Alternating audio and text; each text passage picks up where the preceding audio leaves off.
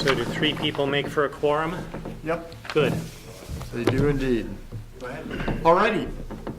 Welcome to the 5th meeting, I believe, of the Historic Preservation Commission. We'll take roll call. Mike Denny here. Stanley Green. Present? Gary Peterson Gary here. Peterson, present.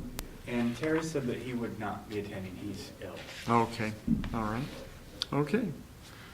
You All think- right, we need to approve our minutes from last meeting. And I'd like a motion. I hereby move that we accept the meetings of the last, minutes of the last meeting. All right. Second. Okay. All those in favor?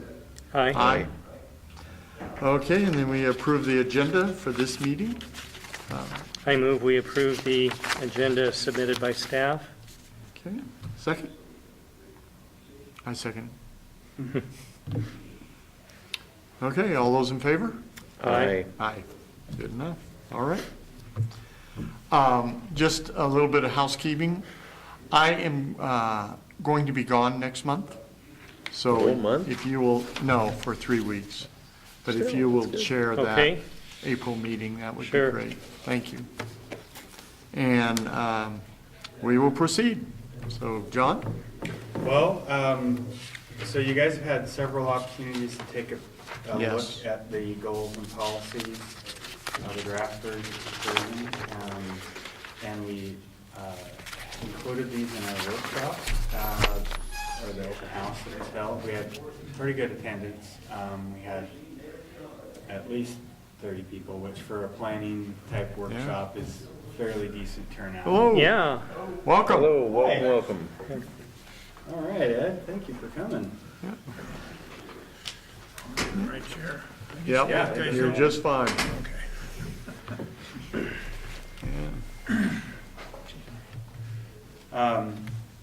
We didn't receive any feedback on the historic preservation goals and policies, so I'm assuming that means Okay, we we're can do on it. track. Yeah, What was the subject of the open house or workshop? So the open house was on the overall comprehensive plan and Okay. the focus on goals and policies in general. Okay. Across the entire spectrum of the city. So we had our general goals and policies, we had the Parks and Rec goals and policies, historic preservation, transportation, and I'm sure I'm forgetting something, but okay. yeah. Well, I'm glad you had 30 people. Yeah, I mean, That's more than I've ever seen at one. yeah, I mean, it didn't draw nearly the crowds that the Blue Mountain Regional Trails planned. No. But you didn't have supper or, We had- Interpretation. we did. you did? We actually translated, we weren't able to have these translated into Spanish, but we had the goals and policies of the impact comp plan. I mean, it was Wow. a 20-page document that we had translated to Spanish. Okay. Up on the walls in conjunction with the English version. And we did not, and we did public special outreach. We had a Spanish flyer. But nobody We did. contacted the Lacey SDA Church, and the only Spanish-speaking person there was Inez, the one that Yeah. does the Yeah. interpretation. So, Yeah. yeah, it was, and we felt that, I mean, we talked with the church and with Sunbridge to see, is this good neutral ground for that community, that segment? And we said, yeah, they come here all the time for Yeah. services, but we didn't get anybody. So. Wow. So we tried, and we'll Yeah. continue to reach out to them, but. Yeah, even the fact that you did it is a good precedent. And, Hmm. Yeah. that's, Yeah. Yeah, I mean, we have, I think in the 2010 census, it was close to 15% Spanish Yeah. speaking. So. Yeah. I wonder what the percentages though of them that are really non-functional in English. Mhm. You know, certainly English is second language for a lot of folks, but Yeah. they all, they live in an English-speaking country. Well, So they're gonna get some of it via immersion. yeah, and, you know, we did the flyers in Spanish, and we,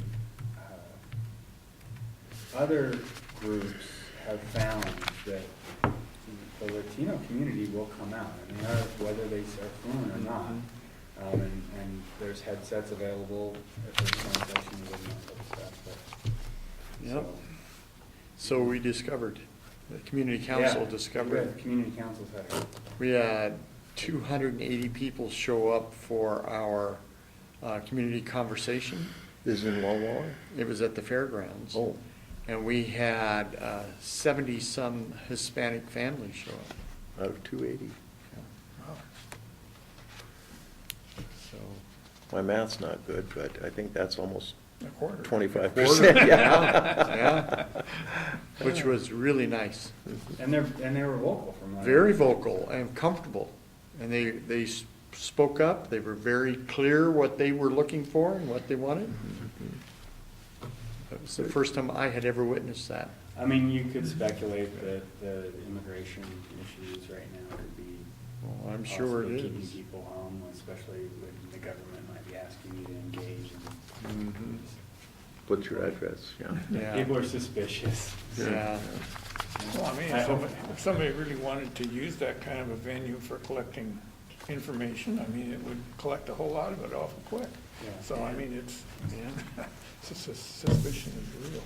Yes, it is. Okay. So, you know, unless there's a specific goal or policy that you want to address, I think needs tweaking, and So there was just a couple questions I had. okay. One is to do with the overall comp plan. I know traditionally that there's been very low comment or interest in what's going on. And so I make an assumption because of that, and that is that most people are okay with what's going on. They're not at odds with it. So, but I also meet folks who, to put it bluntly, whine and gripe about certain things they see in town. And I always say to them, attend the comp plan sessions. Let the city know what you would like to see, and you never hear from them. So I always tell them kind of abruptly that they don't have any right to whine and gripe if they're not going to show up. So I kind of discount them. But they are members of this community. And the thing that I'm just wondering if, and I know Harvey has been out with Visit with Your Mayor deals. I don't know how many people have shown up to that. I'm knowledgeable. I attended one last Okay. month as a department head. Yeah, Nobody showed up. nobody showed, yeah. It was yeah. So the assumption is that, I guess the assumption that you get to make and I have to make is no one's concerned. They're not at odds, their life is busy, and it's like, hey, my town functions. I'm not worried about it, so, And this isn't the only opportunity. Yeah. That workshop was the first workshop. right. We will refine, you know, what they were commenting, people Yeah. did comment on other parts of it. Okay. And so we'll take those into consideration and revise, and then publish at some point a draft comp plan. Okay. This would be part of that, and then, of course, we'll have a 30-day public comment period for that portion of it, where people can submit testimony, and then we'll have a public hearing as well. Okay. And we may, you know, Well- I don't gather we'll have another workshop, just because of the turnout that we got. It just wasn't, you know, there were a lot of resources expended and not a lot of information gleaned from it. Yeah. So, Okay. Well, even though I didn't make it there, I do appreciate you doing it, I really do. yeah. I'm always curious about what a community's thinking and whether they are engaged or not. Well, one of the things is that comp plans, of course, not that many people really understand them. They'll understand zoning because they can read setbacks and a couple things that are, kind of arithmetic or something, but, I don't know, boy, that's, they're just, and unless, you're proposing some huge change, or let's say there's a state mandate that's forcing some change at the local level, or something on that order, something that really makes a huge difference. Derek, you're not gonna, you got nothing to publish. Yeah. And it's, maybe the text of them really is important if you're actually gonna use the document. I mean, it's extremely important to staff when we are looking at Exactly. applying for grants. And, the state is always asking you, well, is it in your comp plan? Yeah. Yes, Well, and council too, because often something, we'll make, there'll be a goal in policy and maybe 4 or 5 years will go by and the council may have changed and now we've finally gotten to implementation phase and that new council will be like, well, I'm not in favor of whatever X, Y, Z. And you go, oh, yes, you are. It's in our comp plan. Yeah. Whether you like it or not, the community said they want this. So it's extremely important to staff. So. Yeah. What's the revision cycle for the comp plan? Is it 4 or 5 years? So we're on an 8-year mandated update cycle, but every year we have an opportunity once a year, usually in January or February, we open up for applications to make changes, and it could be commission-driven, staff-driven, public-driven. Of course, if it's public-driven, they're going to pay application fees at that time. Well, I guess I would suggest that near the end of each year, like maybe November, we should have it on our agenda to review to see if what we're approving and gets approved is working, or if we think it needs to be tweaked in some way. Yeah, that's a great idea to keep. Keep us up to. Yeah. So, I mean, what's the bureaucratic procedure? Let's say this commission recommends some modifications at the end of this calendar year. What's the bureaucratic process that it goes through after that? Well, it's not nearly as confusing than what the county has going on right now. I can tell you that. Mm-hmm. Basically, depending on how my work schedule goes, but the goal is in January I run a couple of ads in the evening bulletin and notify the public that we're opening for a 1-month period applications for amendments to the comp plan. Okay. But if the commission is thinking about changes and you're wanting to implement some modifications in the coming year, then we would, definitely that would be a staff or city-driven application. And the process would be, depending on how extreme of a change it was, we could hold just a hearing, or we could have a work session where we notify the public and then make a recommendation to the planning commission. The planning commission ultimately has to hold a public hearing on it because they are the recommending body for the council. But it would be a hearing on any proposed revisions to the comp plan, all put into one hearing, is that correct?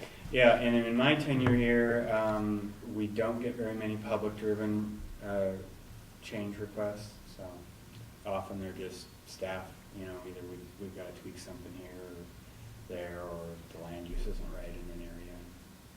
Okay. Well, now, are you wanting this body basically to just stick with the subject that we're dealing with, or?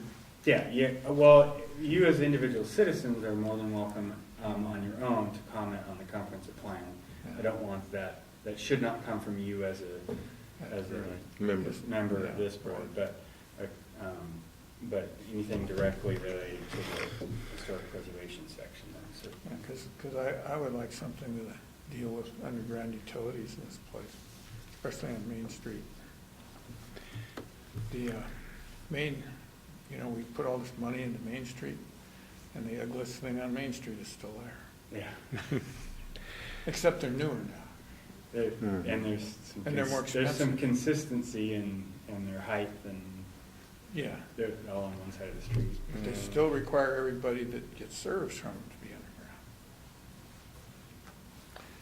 underground. I know, I thought Okay. in Walla Walla, you know, with all of the old trees and so on that have grown up in the center of town, and what a poor record of maintaining power in storms, it'd be nice to see the city require things go underground. Well, there's one potential historic district in College Place where the underground utilities would themselves be an historic piece of infrastructure. Dewey Drive? Yeah. Or, Yeah, out at the west end of A Street, yeah, Tremont, yeah, because that was the first underground utilities in a residential district in eastern Washington. So the actual underground utilities are an historic feature of that potential historic district. We lived on Tremont, and it is nice. yeah, There are no poles. Yeah, lamp poles, no wires? No? yeah. It's So wonderful. we can thank Fred Bennett for that. I have comments on a couple of the proposed policies here, if that's okay. You bet. So number 9, this could draw the criticism of being an unfunded mandate. I think we might want to explore language where we would like to facilitate a graduate student or other qualified individual to write a history of College Place, but I think perhaps the language should be somewhat less directive and specific, because it might, in other words, it doesn't A, have to be a graduate student, and B, I think the word hire has the weight of being an unfunded mandate. Okay? So, yeah, facilitate finding a graduate student in history or other qualified individual to write a history of College Place.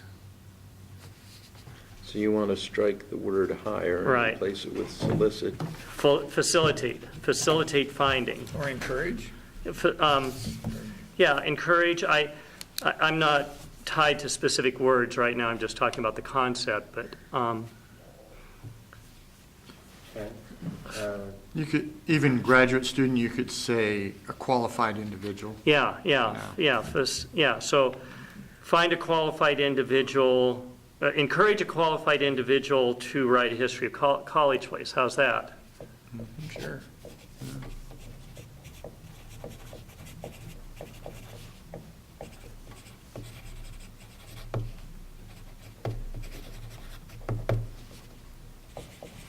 Do you care to define qualified? Well, I mean, it's I guess at that point, if somebody wants to do it, we would want to talk to them. Yeah, I think that for a comprehensive plan, I think specifying the qualifications for something like this might be more detailed than what's warranted in a comp plan. I presume, there could be a process for the Historic Preservation Commission and possibly another entity to evaluate candidates, and it might even be that we could have a future agenda item of defining qualifications before we put out a request or whatever way we do outreach to seek this. But I'd like to leave those details out of something as broad as a comp plan.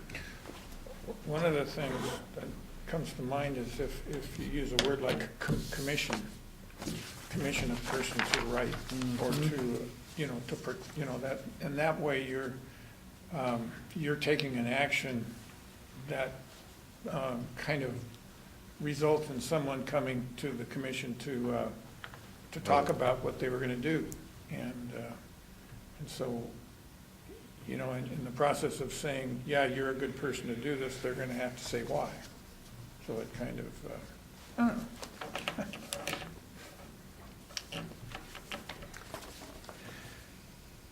Yeah, where it says hire a graduate student, I suppose we don't have funds to hire. Well, there are, I wouldn't get too hung up on how we're gonna pay for it, Yeah. because there are grant opportunities, Yeah. and, there are ways to fund these. Okay, so how about facilitate finding and providing resources to a qualified individual to facilitate finding and providing resources to. And the resources could be not only grants, but, access to historic archives or whatever. About support the commissioning of a qualified historian to write a history of College Place. So, Okay, Oh, sure. I beautiful. like that. Beautiful. Yeah, Yep. That's why you get paid the big bucks, John. my wife does not consider me a writer, so she's an English lit major. So. But I appreciate the comment. You communicated clearly, that's So the essence of good writing. Support the commissioning of a qualified historian to write a history of College Place. So I think that Yeah. basically is saying, we're gonna try to Yep. fund, support Yep. this. Yeah. and Support give in a us very funding. broad sense, yeah. and part of that process could be developing criteria as well. And frankly, we'd have to do that for a grant application. Yeah.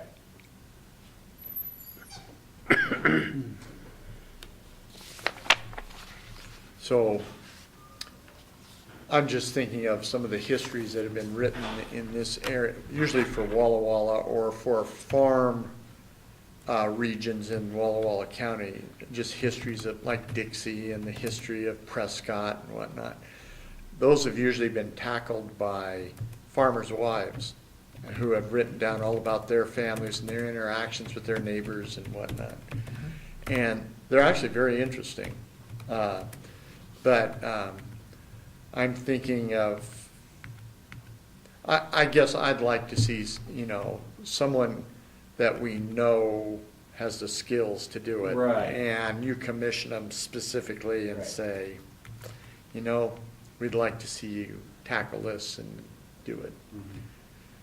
Because I have read some of these histories, and it's like, oh boy, the dangling participle there. Yeah. They're folksy. They are that.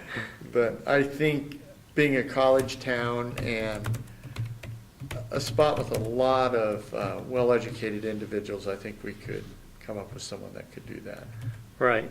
Yeah. And Terry will no doubt have connections for resources Oh, along yeah. those lines. Yeah. So another one that I wanted to just, this one's sort of just a trivial editorial thing. Number 12, just the very end of it, I think district should be plural. Okay. And we're only gonna have one. Oh, okay.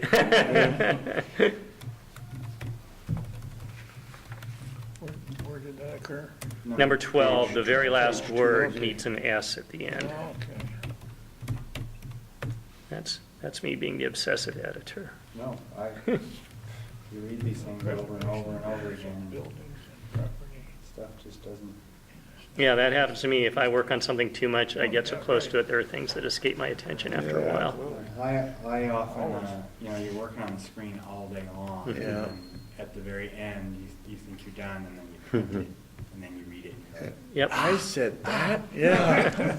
Yep. you just see it differently on paper. Yep. It's just- Yep. Well, it doesn't, until you walk away from it and come back, it doesn't change for you. Right. And then all of a sudden, it's like, whoa, I did that. And it only takes about 20 feet from my computer Yeah. to the printer. Yeah. There you go. Well, my classic is back in the old days when we actually ran blueprints and drafted manually. You stick the thing in the machine, and as it comes out, you always look at it. Yep. Man, what did I do? It's just like, it's the perfect checkup. Yep. Yep. And then it costs you, of course, and you gotta toss it. Throw it away. Yep. Or give it to the competition. And those machines, too. Oh, Yeah. the old ammonia machines, yeah, they clear your sinuses really well. Yeah. So those were the only rants and comments I had. Okay, So that's I, not too bad. I have one question, John. With the Poor Farm area, I would like to really get that designated as a historic site.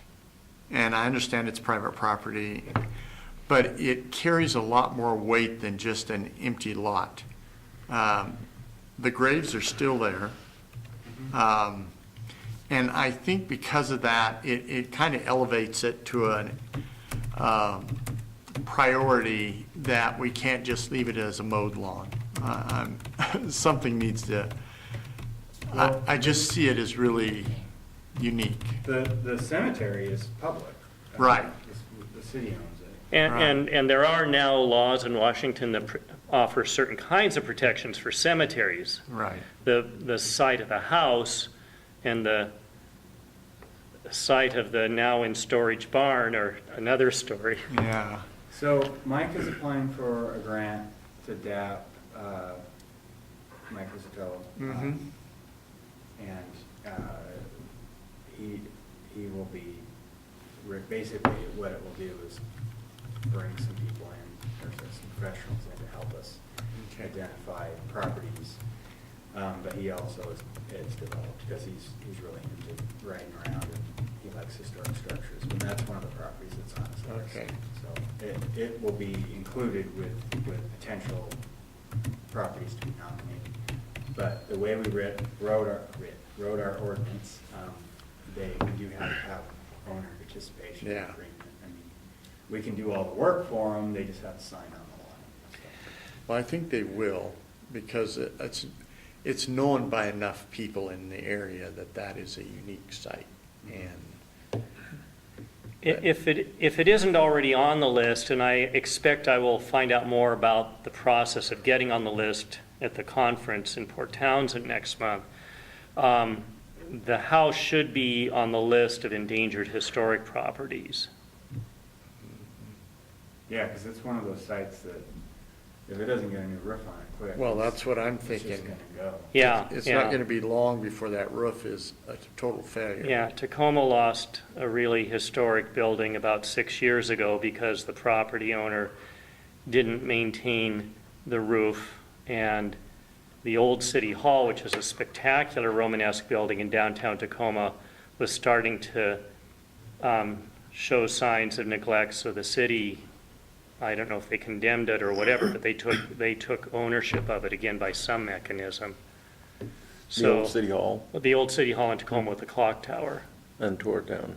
No, the city is preserving it, because the private property owner, the city had gotten emergency calls with water leaking and all sorts of things in there, so the city didn't want to lose their old City Hall also, which had been in private hands for many decades, so by some mechanism, they retook ownership of it. But my point is, cities can lose significant historic structures unless there's very significant action taken.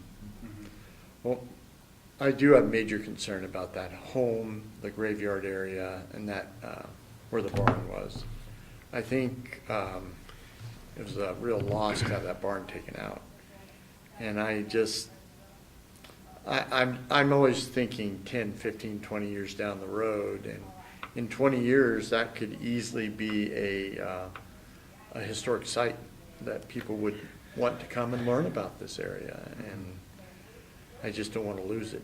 So, it might be that, and I don't know if this should be a specific goal within this policy, but it might be seeking ways to enhance the historic preservation and interpretation of the Poor Farm site. Yeah. And, I think that's, is identifying a specific site too specific for a comp plan? I don't think Yeah. so. Okay, so how about that? Seeking ways to preserve and interpret the resources of the county Poor Farm site. Yeah. One thing comes to my mind, though, it really, as long as you're doing goals, is just encourage the identification of historic sites. Yeah, we've started that. I think that, Yeah. maybe, Yeah, we have a list already of, 10 or 12 properties that are great sites. yeah, So, but if you come across any, please add them. yeah. Yeah. So, and I don't know enough about the specifics of the cemetery, but if there's enough acreage, undeveloped acreage there to support the barn, it might be that in the future we could seek grants to get the barn reconstructed there. I don't think there's enough area. Uh-huh. That's the Now, the problem. cemetery goes all the way down to the old rail line. Yeah. Uh-huh. And then on the other side of the road, at the rail line, is, City, Washington State Department of Transportation. they used to own it. Now they somehow, I think on the power company, I think Pacific Power got hold of it. That kind of triangular piece between the Yeah. track used to run and the freeway itself. Yeah. That triangle would be a great park. Yeah, it's not really suitable for any buildings. No, but it'd be a wonderful park. But the barn was purchased by somebody that rebuilds them. And It'll be re-erected if they can find another buyer, my understanding. allegedly, there's somebody was interested in being rebuilt somewhere in the valley. So I heard that it was a winery. That's right. That wouldn't surprise would me. like to rebuild that barn on their property. Right. That wouldn't surprise me at all. And, I mean, that's certainly not the worst fate for an historic structure, Right. but it's It's not preserved. ideal, yeah, Yeah, but it's not in its original site. right. Yeah. So Stanley, can you repeat what you Sure. said? So, where did that? I think I would start out with like support. Yeah, Support the, support the preservation and interpretation of the historic resources at the Walla Walla County Poor Farm site. support the preservation and interpretation of The historic resources the historic resources.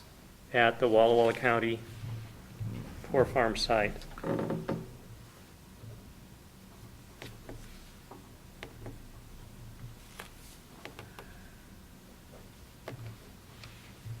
All right, Yeah. And then there's also that old home that's across from Sager. That was 1911 when it was built. And that is still being lived in. But that's another site that is of equal antiquity in this town. But I don't know how to go about, I guess you sit down and visit with those landowners and say, can we put a plaque on your front door or something on the, like 2020 did in Walla Walla, put plaques on those homes and, well, I think that I think there's yeah, some way we would recognize Yeah. historic structures, but yeah, I think because we're talking about a specific area, right, a district, the Poor Farm area is different than individual Right. listings. Right. Unless there was,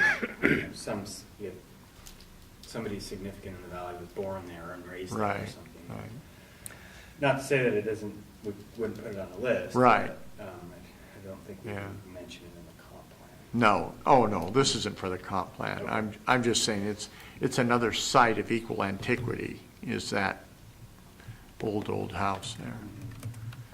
I look at most of College Place and I think of it as being built in the 40s, 50s, 60s, and 70s, and, Yeah. Well, and some of those yeah, qualify now. yeah, well, I qualify. I'd like to do a minor tweak to the one about the Poor Farm. Okay? So, support the preservation and interpretation of the historic resources of and at the Walla Walla County Poor Farm site. Because the barn is a resource of, but it's no longer at the site. It is not. But it is a resource, historic resource of the Poor Farm site. Okay. So when it does get erected wherever it goes, it would be nice if we could put some information on that building. That's a great idea. We have the contact information from the contractor that Took it Okay. down. now, so, we can reach out to them. so Yeah. that we are, we know, and then when we find out, they can let us know who they've sold it to, so that we Yeah, can make Because- sure that we reach out to them and say, hey, yeah, can you guys put a plaque on here and honor the pork farm? yeah. Because I think if they know that we are aware of that, I think they will treat it not just as lumber to sell to the next guy, but it has historic value. Well, and I think I think Walla Walla 2020 would be interested in collaborating with that kind of signage. And, you know, as you know, they've Yeah. erected signs. Yeah, And it might be that at some point, signs that are actually on the site of the poor farm might say, the barn has been reconstructed at such and such a site. Yeah, that's great. Both sites should have. yep. And maybe even at the original side of the barn, have a sign with a picture of it saying, this barn, part of the poor farm stood here from this year to this year. It has been reconstructed and can be seen at this place.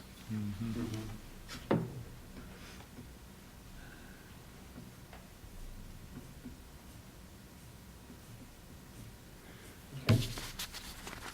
So, any other comments, changes to the goals and policies? I would like to discuss policy number 2, A and B, on page 1.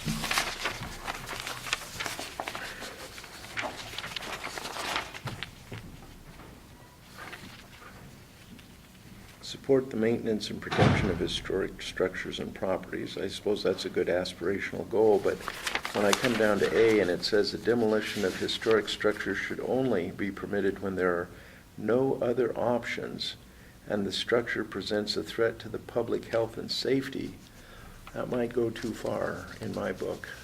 You know, that indicates roof tiles or imminent collapse or something like that, and it might be that, you know, just like the houses that used to sit here, they're just old and the land can be better used for something else. The one that stood in that vacant lot over across.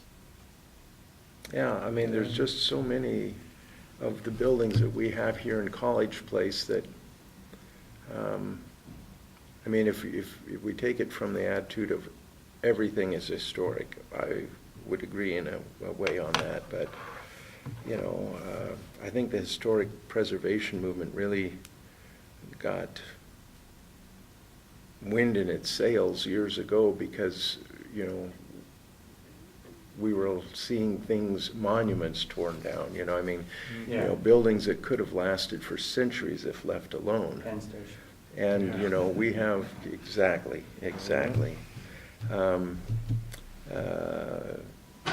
You know, we have fairly modest wood structures around our town, which says a lot about the town in a way. You know, you can look around Whitman and it's surrounded by mansions. You look around Walla Walla College and, you know, these are poor dirt farmers that wanted to have their kids get an education. It tells a tale, but I just think this might be too broad of an interpretation. I wanted to talk about, see what you guys thought. So I would say keep in mind that we're not talking about every home in College Place. We're talking about homes that end up, the property owners are in agreements and they become registered historic properties. Okay, then maybe you should, maybe we should add something like, instead of just historic structures, identified historic or registered historic or some, you know, some qualifying Yeah. statement in there. And I know that if it's 50 years or older, then it could qualify. And obviously, not everything that's over 50 years old qualifies, but Okay. yeah, I think language, Yeah. you know, Good. clarifying that designated historic structures. Now, I would say a designated historic structure. Yeah, Walla Walla goes through a process of, I think you have to fill out an environmental checklist, and there's a public comment period that you go through for any structure that's, you know, Slated for demolition, yeah. 50 years or older that's slated for demolition. So the public, you know, public can be heard. You know, maybe nobody knew that Abraham Lincoln was born in this log cabin here. Yeah, exactly. And, But he were. Right. but yeah, and it's my perception that process works in Walla Walla. It certainly hasn't stopped. You know, there are many beautiful old homes that have been demolished, even with that process in place.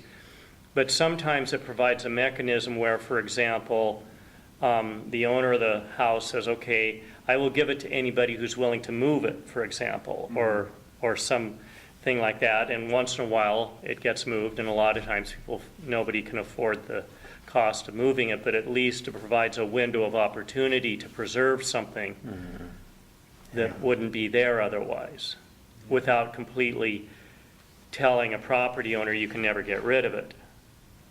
So I think there's a way to balance those interests. Well, and I just don't want us to, you know, in error, write and adopt a document that, you know, hamstrings development. You know, A and B are fairly specific, and, I mean, they could be taken out, I mean.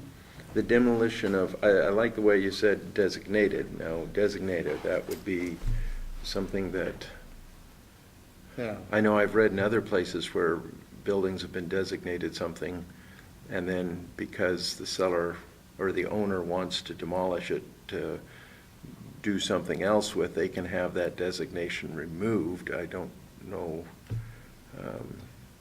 exactly what designated means, but I like the sound of the word. You know. Well, it implies a process, and kind of what happens, I look, see, is when someone decides they want to demolish something, they want to take an action, they want to do it now, and they just want to, they're going through the process of getting a permit, basically. Yeah.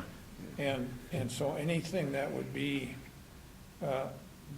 you might say that would impede that permit process needs to be in place before that moment. And you need to have a process that people would, and I would think that if something is designated a historic property, that it involves the consent of the owner of the property. And so that would be the very least part of designating it. It's my understanding, and again, I hope to learn more about this, but so let's say I own an historic 80-year-old house or 100-year-old house in College Place, and I agree to or seek historic landmark designation. I can then get certain, as I understand, certain tax benefits for efforts to preserve and enhance the historic nature of it. Right. If I were to decide to de-designate it and tear it down, my guess is I might have to pay somebody for those tax breaks I'd gotten. Yeah, there are, Yeah. and we've never gone through this process before, but there are conditions associated with accepting federal dollars or state dollars to do these improvements. Yeah. So there are protections in place that would kind of. I mean, it wouldn't be fair to the taxpayers for the person to have gotten tax breaks and then eventually decide to not maintain it in the purpose for which they said they'd maintain it when they got those tax breaks. See, basically that's no different than tax deferral for farm. Right. You know, I mean, it's a lien on the property. Right. As long as you, you know, as you accept the deferral and you maintain your operation, there's no issue. Right. But if you decide, oh, I don't want to do this anymore, well, then you get to pay the past 7 years of what you saved plus 20%. Yeah, So it's real, and I mean that would be what you would do. So when I worked for the Conservation Commission, we had folks that would sign on the dotted line with a federal contract to protect their property, riparian areas. And if they decided they wanted out of that, they had to purchase their out, plus pay back everything they had been paid, plus the cost of enhancing the property. So sometimes that was $60,000, $70,000. And they would still go ahead and do it. And then we'd say, well, what are you going to do with it? Well, we've decided to put a trail through it. Well, you could have done that and retained your whole contract, and that wouldn't have been an issue. But they would never ask. So. I guess I have one thing. I get really squeamish about development sometimes. I think in certain cities in the West, development has eliminated their history. I look at some of the towns around peripheral areas, like around Portland, around Seattle, where all of a sudden they've decided to build up. I look at Kent, Washington, for example, that all of the old farmsteads are gone. All of the old downtown is gone. And it was entirely redeveloped in the 80s. And so they lost a lot of historic, I guess you would say, markers that they once lived with. And they were completely developed away.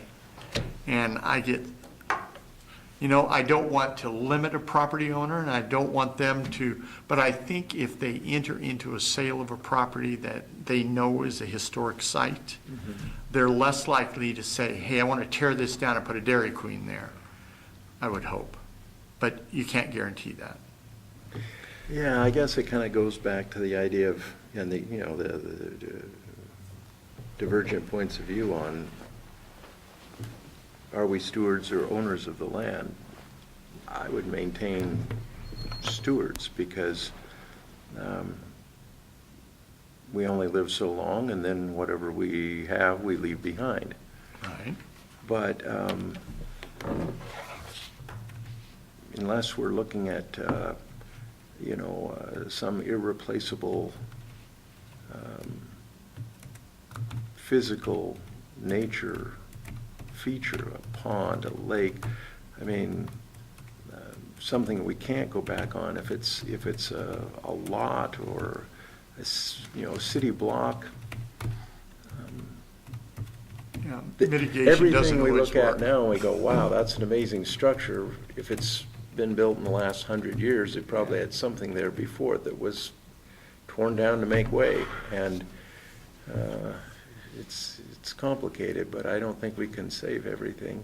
I don't think we want to, because then everything becomes more valuable and completely out of proportion of what's really there. I mean, just by making it historical, it can't be touched, people will go elsewhere to build. And sometimes that particular spot is the best place to put that Dairy Queen, even if it's on the ground level of a 25-story building. I don't see that happening here, but that's Yeah. my thinking. Well, we only have, I guess from my viewpoint, in this town, I would say we have no more than 15 or 20 properties that even will really hold water as a historic designated site. That's just my guess. I don't know that, but somewhere in there. Yeah. And I'm going to say a third of those are probably not of great historic significance, even though they are old, say they're 75, 100 years old, but they just don't. It may be an out shed or a car or old buggy barn or something, but I'm going to say an area, well, I'll just take, for example, the Poor Farm area.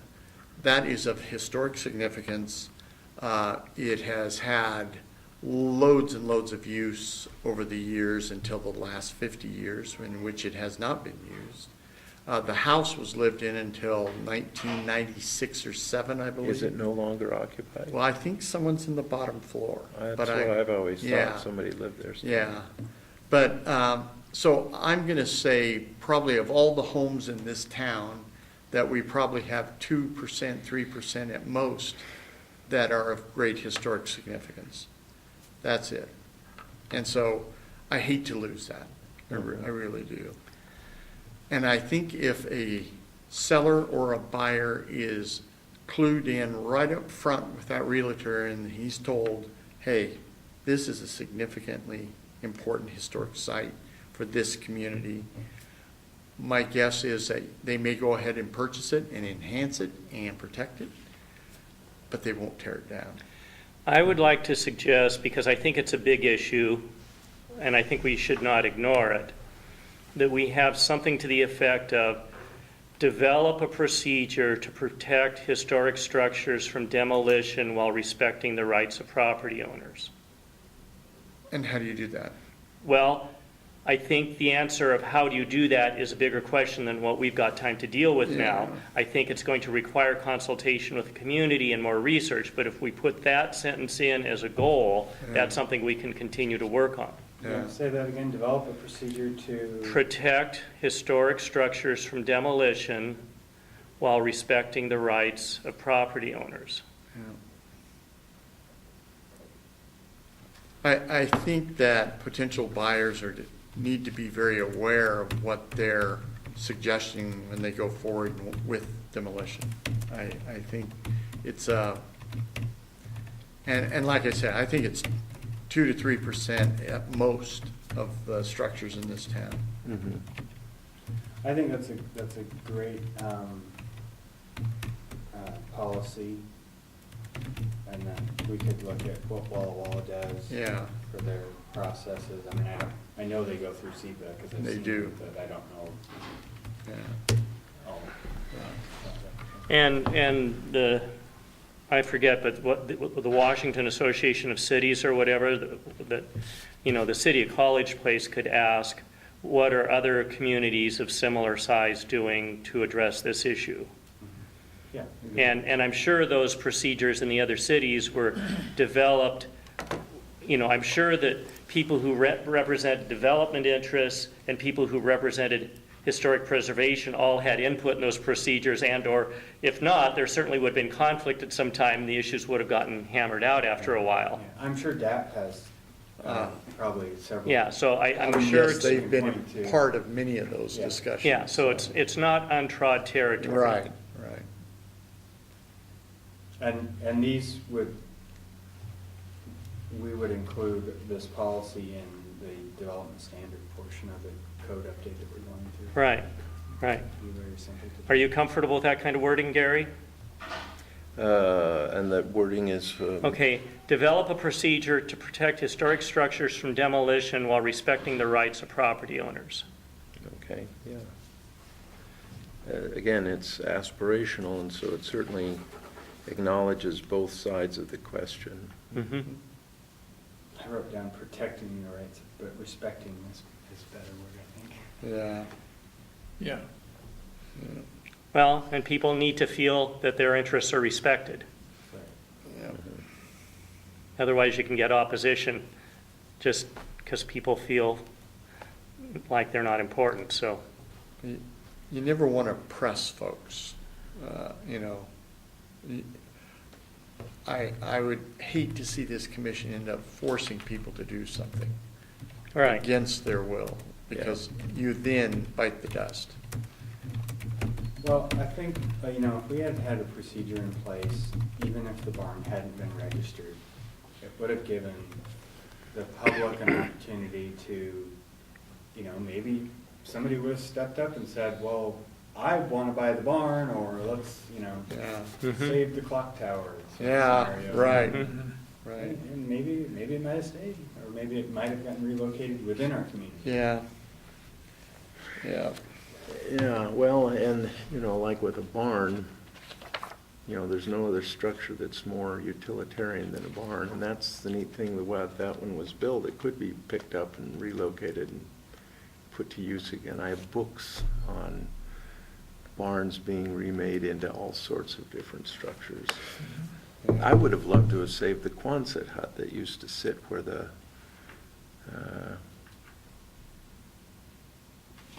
Walla College Church parking lot is. Right. That was a big, interesting building, but I'm sure it just went to the scrap heap. Yeah.